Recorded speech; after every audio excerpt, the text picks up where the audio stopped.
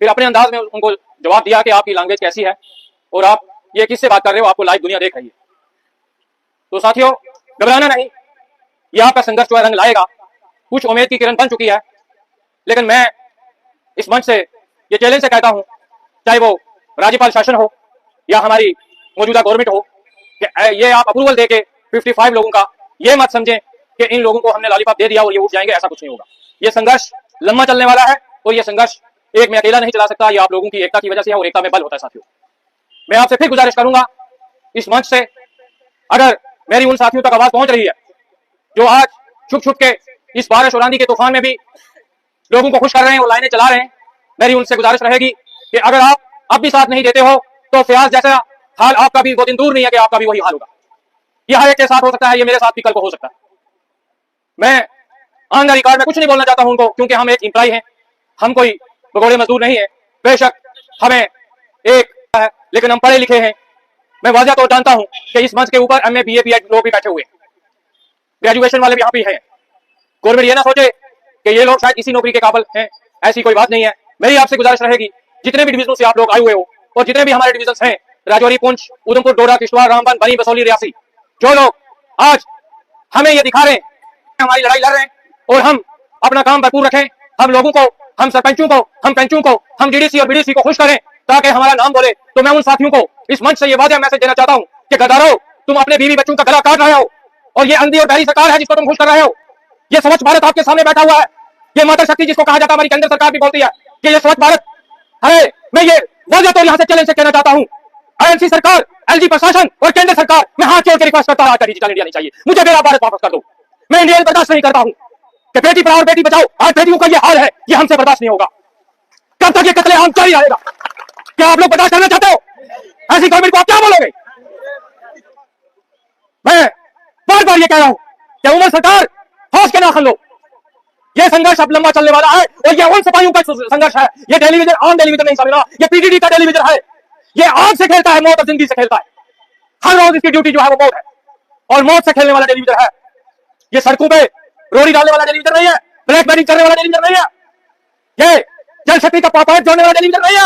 ये 7 foot 8 metre 7 metre और 9.5 metre पे जाने वाला मौत को आवाज देने वाला टेलीविजन है। इसलिए हमारी रिक्वेस्ट रहेगी, हमारे जनमन इशू है, हम आपसे कोई भीख नहीं मांग रहे। हमारा जनमन इशू है कि हमारे एसआरओ के मुताबिक, as per rule of regulation, as per vacancy for departments, हमारी डीपीसी टाइम टू टाइम होनी चाहिए। आपने जो ये मजाक बनाया हुआ है कि हम इनको पागल बना के कॉर्पोरेशन में डाल के इनकी डीपीसी का रास्ता बंद करेंगे, वो हम बंद नहीं होने देंगे। क्यों? ये पहली बार हुआ है यहाँ 20-25 साल वाले लोग बैठे हुए हैं। क्या इससे पहले आपने सुना कि एक छोटी सी डीपीसी जो as per rule of regulation है, जो एज पर वैकेंसी है, उसको इतना टाइम लगा? तो ये क्यों लग रहा है साथियों? शायद आपके मन पर किसी लीडर ने ये वादा नहीं किया होगा। मैं ये आपको कह देता हूं, कान खोल के सुन लो और आप लोग भी होश के ना लो। ये सिर्फ हमारे आगे बात बन रहे कि किसी तरीके से हम इनका डीपीसी का सिस्टम खत्म करें, बंद करें और एसआरओ को भी खत्म करें। जिस एसआरओ का हथियार ये हमें दिखा रहे हैं, हम अपने हिदार को छीनने नहीं देंगे। क्या आप इस पे राजी हो? आपका हिदार है इस बात है, आप अपने एसआरओ के लिए मर मिटने के लिए तैयार हो? तो मैं इस मंच से फिर कहना चाहता हूं कि वो लोग जो इस खबो ख्याल में है कि ये लोग जाके हमारी लड़ाई लड़ रहे और हमारा काम हो जाएगा, वो कान खोल के सुन ले। किसी डिपार्टमेंट ने किसी साथी को रोका नहीं है। बंदा मर रहा है, वो क्या है, वो अलग इशू है, वो जेई ने भेजा या क्या हुआ। लेकिन जो लोग ये कह रहे हैं कि हमें जेई साहब, हमें एडब्ल्यू साहब या एसएन साहब मना कर रहे हैं, ऐसा कुछ नहीं है। ये साथी खुद बेदारी कर रहे हैं और मैंने देखा है। मैं एक हफ्ता इसी शर्त में रहा हूं, आपके बीच में से मैं वापस गया था कि वो सिर्फ लोगों को खुश करते हैं और वो सिर्फ सियासी लोगों की जो उनको चमकाने के लिए और अपना वो वैल्यू बनाते हैं। मैं उनको ये कहना चाहता हूं, रोटी पेट में जाती है तो भूख मरती है, ये बात उसे भूख नहीं मरती। साथियों, कल आपने भी व्यास की तरह और मोहम्मद जब याकूब भट्ट की तरह आपका भी यही हाल होगा। इसलिए आज भी आपके पास मौका है, सुधर जाओ। तो ज्यादा कुछ न कहते हुए हमारे प्रधान जी आ गए हैं, आप तालियों से इनका स्वागत करो। हम अभी सब लोग टीएमसी से आए हैं, तो मैं इसी पे खत्म करना चाहता हूं। शुक्रिया, खुदा हाफिज।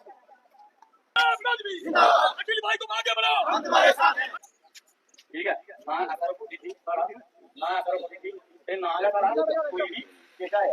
बल्कि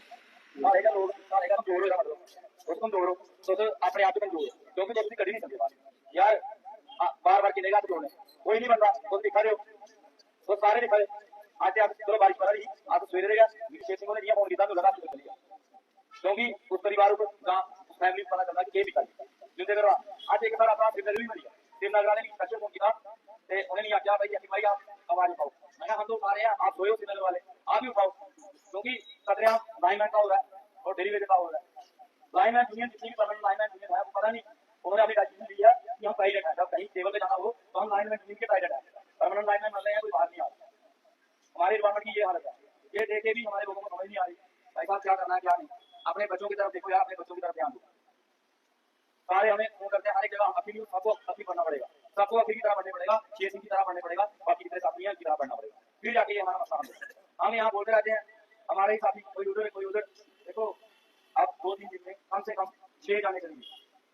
अभी मुझे कोई मैसेज आ रहा है, अभी क्लियर नहीं हो रहा। अभी मुझे कोई फोन आया था, एक साथी को मेडिकल वाले ने, अभी क्लियर नहीं है। हाँ उधर था ना परमानेंट, अभी मुझे मैसेज आया क्लियर नहीं है, लेकिन अभी भी वो मेडिकल वाले में पहुंचने वाला है। ऐसे कतलेआम कितने होंगे ये मुझे बताओ, आपको देख देख के भी समझ नहीं आ रही। और बाद में मुझे मैसेज आ रहा है, मैं सोच रहा था आगे आप पता नहीं कितना नंबर लग गया। तो ठीक है, आपको अच्छा लगा, आप काम करो, आप भी ऐसे ही जाओगे जैसे हो गया, 10,000 का मिलेगा, संस्कार को 10,000 में हो जाएगा बस। उसके बाद पता उसको होगा, जैसे बहन को पता, इसे छोटे देखो बच्चा कैसे पकड़ा हुआ है, इसको पता इसके साथ क्या बीत रही है, क्या हो रहा है। इसी तरीके से होता है भाई साहब, सुधर जाओ अभी।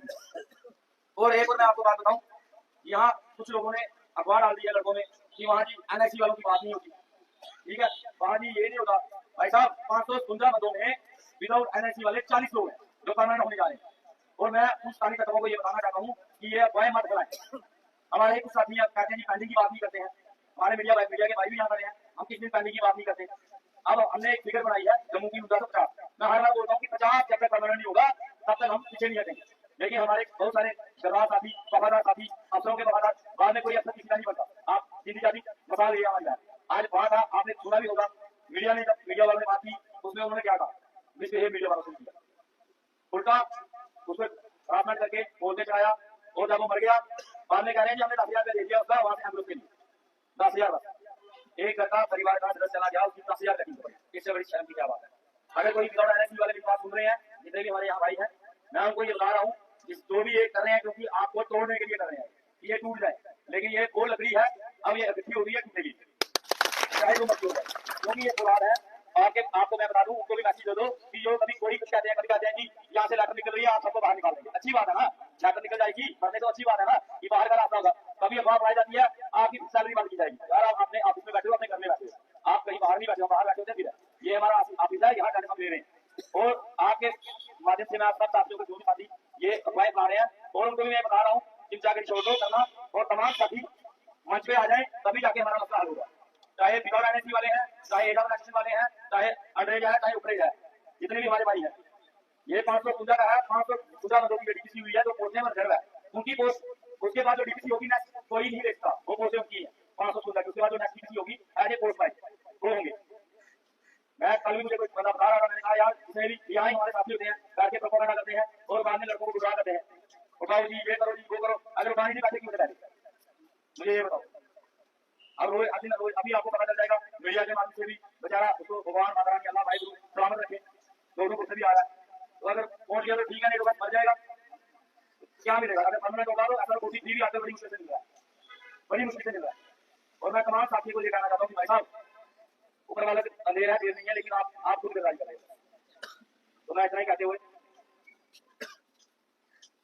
साथी नमस्कार यार, दिन ब दिन काफी सारे घर काटू आ रहे हैं, मसला है देखो यार, तुझे सारा बता के बिजनेस का आईडी का रजिस्ट्रेशन पे बैठे हुए हैं, कोई आने का डिमांड नहीं है हमारी 2022 में सरकार रजिस्ट्रेशन राज्य प्रशासन ने कहा कि पीडीडी के 12,000 लोग हमने रुपए दिए, मगर पिछले 3 साल से हम वेट करते रहे। परमानेंट को कहा करना, आधे साथी हमारे मर गए, और उसमें आज कल का आपने 27 दिन से यहाँ बैठे हैं, आपने देखा होगा 7-8 आदमी की डेथ हो गई पीडीडी के, चाहे वो परमानेंट थे चाहे वो डेलीवेटर थे, हैं तो इंसान है ना, नहीं कोई सेफ्टी टूट दिया इन्होंने, कुछ भी नहीं। हमारे ऑफिसर कहते हैं हमने सब कुछ दिया, अगर दिया है तो कैसे कैजुअलिटी हुई, कैसे मरे। कल का मेरे डिवीजन 82 का एक लड़का, परसों का हमारी एजुकेशन चल रही है, जो हमने हर डिस्ट्रिक्ट में कहा कि कोई भी इस एजुकेशन में काम नहीं करेगा, अगर काम करेगा उसकी खुद जिम्मेवारी होगी, क्योंकि महकमा डिपार्टमेंट अपना पल्ला झाड़ देता, 2 मिनट में जिसकी डेथ होती है कोई नहीं आता। फिर याद आता है कौन, यूनियन वाले। आज भी आपने देखा होगा, हम अभी हमारी पूरी टीम गई हॉस्पिटल में मेडिकल में थे, तो वहाँ पे देखा तो वहाँ महकमे की तरफ से कोई भी आदमी नहीं था, वहाँ काम लेते हरासमेंट करके उससे काम कराया, शॉट लगी उसको, मर गया बेचारा। आज अगर उसका डेथ हुई है तो हॉस्पिटल में जई तक नहीं है, ये कंडीशन है आप लोगों की और हमारी, क्योंकि हम इसलिए आपको बता रहे हैं कि यार वो पुराना टाइम गुट गुट जिंदगी जीना छोड़ दो आप, जहाँ महकमे से निकाल दो, जहाँ हमारी पॉलिसी जो रूरलाइजेशन वाली बनी है, हमारे वन टाइम सेटलमेंट करो, बात खत्म है। यार कब तक, कितने साथी हमारे मर गए 3 साल में, मैक्सिमम 1500-1800 आदमी हमारा मर गया भाई। नहीं कंपनसेशन, नहीं कोई SRO, नहीं उनको कोई बेनिफिट। अभी हमारी यहाँ बहनें माता बैठी हैं, आप देखो इनके घर वाले की डेथ हो गई है, जब तक वो भाई महकमे में था तब सैलरी देते थे, जब महकमे से किया उसकी सैलरी बंद कर दी। अब ये छोटे छोटे बच्चे हैं, ये फैमिली है, ये कहाँ जाएगी? यार हम भी इसलिए कहते हैं, आप लोगों को समझाते हैं कि नहीं यार यूनाइट हो जाओ, यूनियन का साथ दो, यूनियन में बड़ी ताकत है, हम हक इंसाफ और सच्चाई की लड़ाई लड़ते हैं, हमारा कोई पर्सनल मैटर नहीं है। या हम इधर आपको इकट्ठा करके कहते हैं कि नहीं यार हमारे घर का मसला।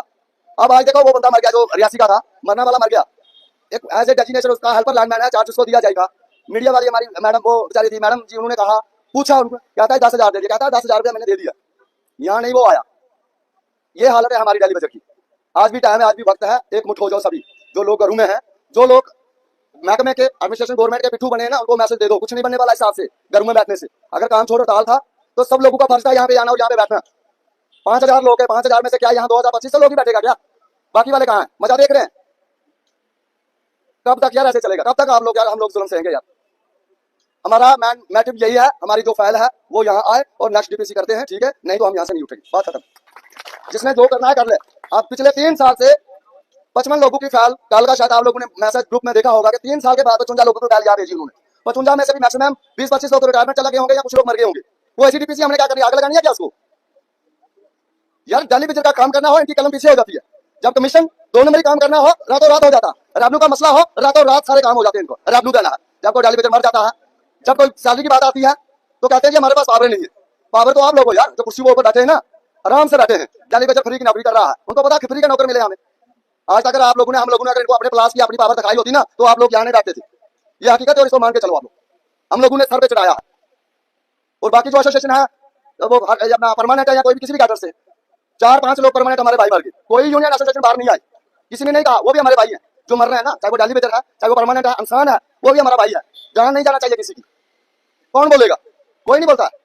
लास्ट में यूनियन के ऊपर, यार यूनियन हमारा फर्ज है सही रास्ता बताना, लोगों को सही गाइड करना, किसी को परेशानी है यार हम भी क्या करेंगे यार, हम भी तो आपके भाई हैं, जो सैलरी आपको मिलती है वही हमें मिलती है।